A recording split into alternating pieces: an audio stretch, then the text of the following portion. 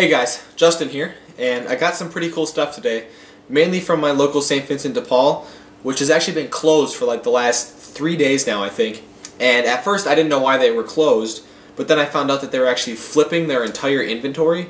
So I don't know if that means they were just switching inventory with another St. Vincent de Paul, or if they were, putting out all new stuff that they had just in the back or whatever, but they've been closed for like 3 days, and they finally reopened today on Friday.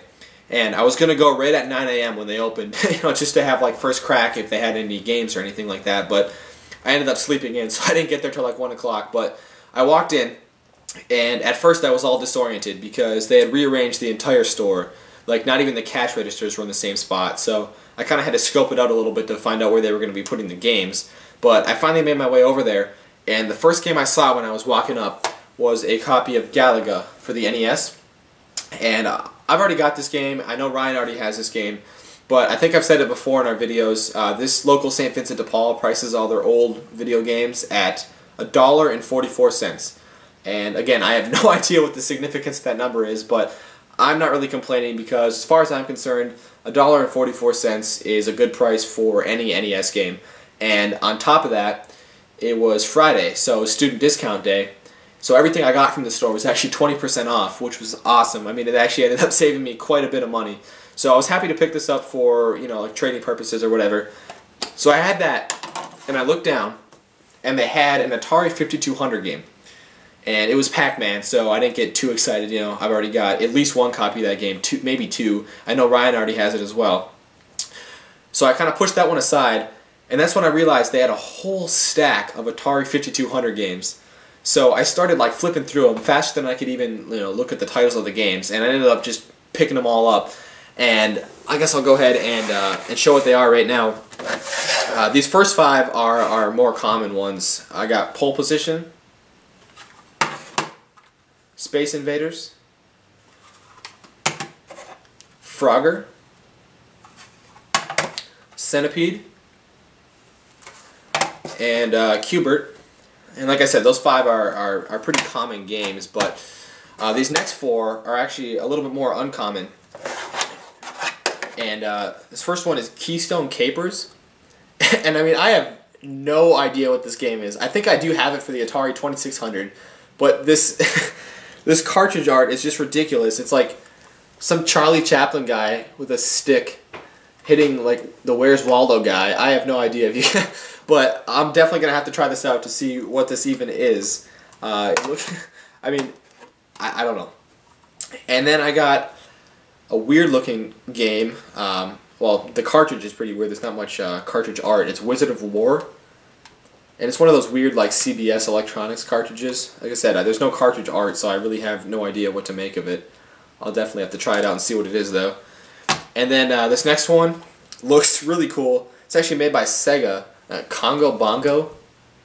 And I think I recognize the name of this game from like the Intellivision or the ColecoVision or something. I don't know why. I'll have to do some research on that. But it's in excellent condition, and the cartridge art is pretty cool. So I'll definitely be trying this one out. And then finally, this last one is the best one by far. And it's Montezuma's Revenge. Let's see, featuring Panama Joe.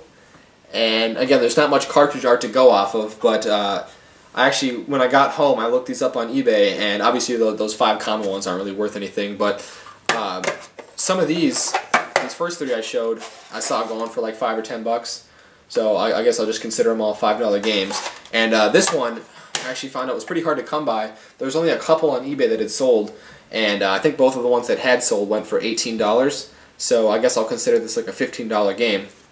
And I'm really happy to have all of these because I don't know if you guys can see up here, I have all my 5200 games up here, and I think I've only got like 9 of them, and I just got 9 more, so I essentially just doubled my collection of 5200 games. And for $1.44 a piece minus the 20% discount, I was really happy to get all of those. So anyway, I had all those in my hand, and I looked down again, and I see a few N64 games, and they're all faced backwards, so I just saw the back of the cartridges, and I really tried to savor it a little bit because, it's so rare for me to find, any games at thrift stores, let alone N64 games. So I kind of savored it, and I flipped them over slowly, and the first one I flipped over was Top Gear Overdrive, And I've got Top Gear Rally for the N64, and I didn't have this game yet, and I figured, you know, $1. Oh, this one's $1.45. This one's a penny more. I have no idea why, but I was like, you know, I'll go ahead and pick that up. And then the next one I flipped over was like Major League Baseball featuring Ken Griffey Jr. And you know, I've already got that game, and you know, it is one of those sports games though for the N64 that will sell for a couple dollars for, you know, reasons beyond me. But I was like, you know, what am I going to do with that? So I left that one there. But the last one that I flipped over was definitely the winner of the bunch, and it's a copy of Castlevania Legacy of Darkness for the N64, which I think they made 2 Castlevania games for the N64. This is definitely the more uncommon of the two.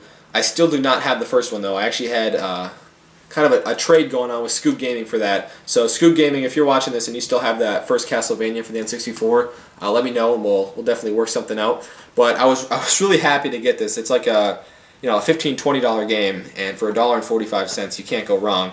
When I first saw it, I thought that the label was like sun faded and beat up. Like, I don't know if it looks sun faded on the camera or not, but it's actually not. It's just like it's got a weird thing going on with the label. It's just a weird label in general, but it's got one nick on the Castlevania logo there. I don't know if you can see that, but I'm not going to get picky about that. I'm really happy to have this, especially for the price. So I had those in my hand, and I'm started looking through the CD games, because that was all like the cartridge games they had, and they had some PS1 games. And I'll just show the ones that I picked up. You know, normally I haven't been buying PS1 games at thrift stores. You know, I wasn't really collecting for the PS1, but I just recently got that package from TMD121, and he had sent me, you know, a bunch of pretty cool PS1 games, and it really did start out, you know, jumpstart my PS1 collection a little bit. You know, all I had before was like a bunch of RPGs, which I'm not complaining about, but now I'm definitely, if I see PS1 games at thrift stores and they're a good price, you know, in good condition, black label, complete, I'm going to start picking them up. And this first one, I'm actually really happy to have. It's Tony Hawk's Pro Skater, the first one, and this is one of my favorite games of all time. I remember obviously played it on the N64 back in the day, and more recently on the Dreamcast. But I was actually really excited to pick this up. You know, it gives me an excuse to play through the game again on my PlayStation, and you know, just kind of relive some old memories. So I was really happy to get this, and like I said, these are all in great condition. Cool Borders 3, and which I know is a really common game for the system. I think they made like 4 Cool Borders games for the system. I actually got like 10 copies of this game in that huge lot of like 400 PS1 games that I bought from that store that was going out of business. But you know, I'm really happy to finally have a complete, good condition copy of the game. And then the last one I got was a copy of Street Skater, which is another game I got a bunch of copies of in that huge PS1 lot. But you know, like I said, they were all, you know, beat up disc-only games, and so I'm kind of just happy to have a complete, good condition game. So I got those 3. Look, those were also $1.44 a piece minus my discount or whatever. So I had all of that that I just showed in my hands, and I was like, okay, I gotta go get a cart because I'm not gonna be able to walk around with these in my hands. So I went over and I got a cart, and I was kind of scoping it out. I was gonna go look at the electronics section. I'm thinking maybe they have like a 5200 system or something. So I'm kind of looking around to see where it is, and I hear this guy. I don't know if he was with his wife or what, but he says to this girl he's with, and he says, "Oh yeah, you know that old Nintendo system we have, and we have that controller for it that's got the joystick. Yeah, they have one of those over there." And so I just made a beeline for where this guy was pointing, and thinking, you know, it sounds like an NES Advantage controller to me, which obviously I've already got one of those or whatever, but maybe they had a system or something. So I got my cart over there, and right away when I got over there I saw it, and it actually wasn't an NES Advantage. It was actually a Super Advantage controller. So pretty much an NES Advantage, but it's for a Super Nintendo. And I've got 2 of these in box actually that I got a long time ago, but it had a $3.34 price sticker on it, and I mean it's really dirty, but I pushed all the buttons and it looks like everything should work fine. So I figured, you know, with the discount it'll be under $3. I'm sure, you know, Ryan would happily pay me back for that, and he can have one as well. So I picked this one up for him. And then I was looking through the boxes of like wires and cables and power adapters and stuff they have, and I found this. It's a PSP power adapter. Unfortunately, it's like a GameStop brand one, but I just picked it up because that local guy who owns the flea market store down here usually will trade me something for power adapters for more modern systems. So I'll go down there and see if maybe I can get like a Game Boy game or something for this. It was only 75 cents, so I was like, okay, well, I'll pick it up. I'll find something to do with it. And then I also found this, which was pretty cool. It's a 4-way AV switcher. You can see on the back there. And I've actually been looking for another one of these. I have like 2 of these already, and this one's actually exactly the same as one of the ones I already have. In the last couple months, I've gotten a few new systems, and I ran out of room to hook them all up, or at least the AV. So I was happy to get this. Ideally, I'd like to have just like one big one that I can hook all my systems up to, instead of having to daisy chain 3 of these things together. But for now, this will work. And it was $2.50, which for some reason when I first saw that I was like, oh, that's too much. But then I was like, with the discount, it's going to be under $2. Where am I ever going to find something like this for under $2? Especially because it comes with the cord that you need to hook it up to the TV, or another one of these AV switchers, and it's a really long, nice a double-ended AV cord. So as far as I'm concerned, that's like worth $2 itself. And I picked it up, and there's like this creepy guy behind me, and he was like, "Hey, how much is that?" And I was like, "It's $2.50." And he kind of just looked away, and I knew that if I would have put it down, that he would have bought it. So I put it in my cart and got out of there. And that was all that I got from the St. Vincent de Paul. Actually, I think I got a Ninja Turtles VHS for Ryan. I always look for those when I go to those stores, because especially this local St. Vincent, they sell like most of their VHS tapes for $0.25, and they had a Ninja Turtles one for $0.25, so I got that for him. He collects those, so I said he should be happy with that, and then that Super Advantage controller. So I got the receipt here. After tax and after my 20% discount, it ended up being $24.14 for a total, which I'm more than happy with that. I got 2 $15 games on top of all those other games that I got. So I was really excited about that. After I left, I actually met up with Ryan. He had some classes that he had to go to. And we went up to the Goodwill, which I've already been to like 4 times this week. Earlier in the week, they had a stack of Super Nintendo games, actually. But unfortunately, there was nothing good. They had like Scooby-Doo, like Top Gear 1. But they were all games that I already had. And like I said, they usually sell their cartridge video games for, well, usually $2.99, but they're so inconsistent with their pricing. It's ridiculous. For a cartridge video game, I've been charged $2.99, I've been charged $3.99, I've been charged $1.49, I've been charged 89 cents. So it's just ridiculous. Half the time when I see games, like I sit there debating whether to get it or not, because I don't know how much it's going to be. But we got to Goodwill, and we walked over to where the games were, and I saw the stack of Super Nintendo games that was still sitting there, and I just assumed they were the same games. But then when I actually looked, the game, they had one game that hadn't been out there before. It's Mortal Kombat 3 for the Super Nintendo, which I was really happy to find, because I've already got this game, but my copy is missing one of the plastic clips on the top of the cartridge. Like, the cartridge still holds together fine and everything, but it just doesn't look very good on the shelf. Actually, I can actually find it. I actually know right where it is, because it's the only game on my wall that doesn't have that clip, so it stands out. You can see my clip is broken off there. So I've been looking to upgrade, and I was really happy to find this.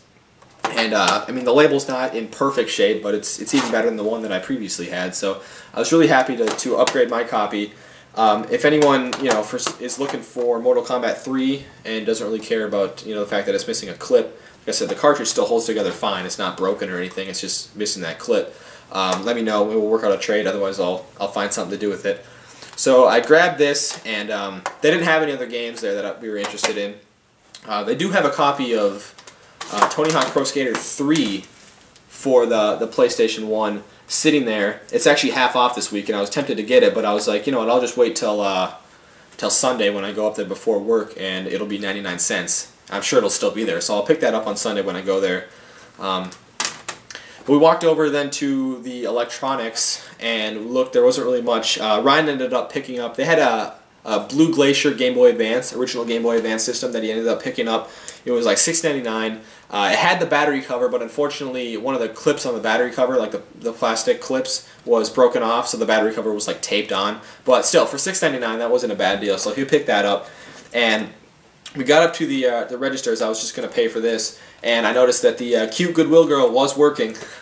So obviously went over to her lane and ended up having to wait forever because the little lady in front of me had a whole cart full of just clothes, so it took forever. So I'm sitting there, and Ryan's over looking at the VHSs and the DVDs. They have them up by the registers. Well, they have half of them are up by the registers, and the other half of their DVDs and VHSs are on the total opposite corner of the store where these games are. And so I don't know what what they're thinking there, but we always have to look in both places every time we go there because you can find disc-based games in the DVDs. So I'm sitting in line, and Ryan comes over to me and he's like, "Hey, you want to buy this too? It's a copy of 007 Quantum of Solace for the PlayStation 3." And I was like, I looked inside. I mean, it's it's complete. The disc is in good shape, like perfect shape. So I was like, yeah, why not? You know what I mean? Like, usually all the PS3 games or Xbox 360 games you find at the Goodwill are just sports games. Half the time they don't even have the disc in the case, but I mean this one's like almost brand new. So I was like, yeah, why not? So I picked this up. If anyone is interested in this game, I'd be happy to trade it. Otherwise, I will just take it down to that local flea market store and see if I can get some Game Boy games for it or something.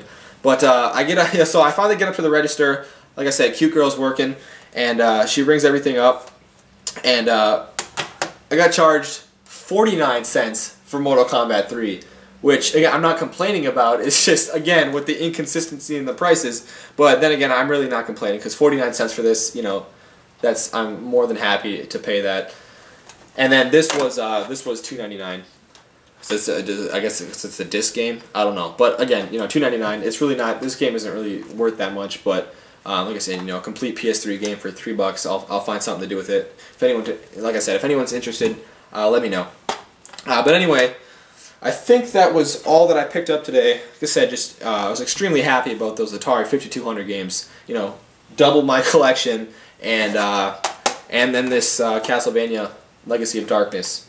I haven't heard good things about the N64 Castlevania games. I've heard they're actually pretty bad. Compared to the older ones, but I'll try it out, and I'll let you know what I think. Anyway, guys, thanks for checking out the video, and take care.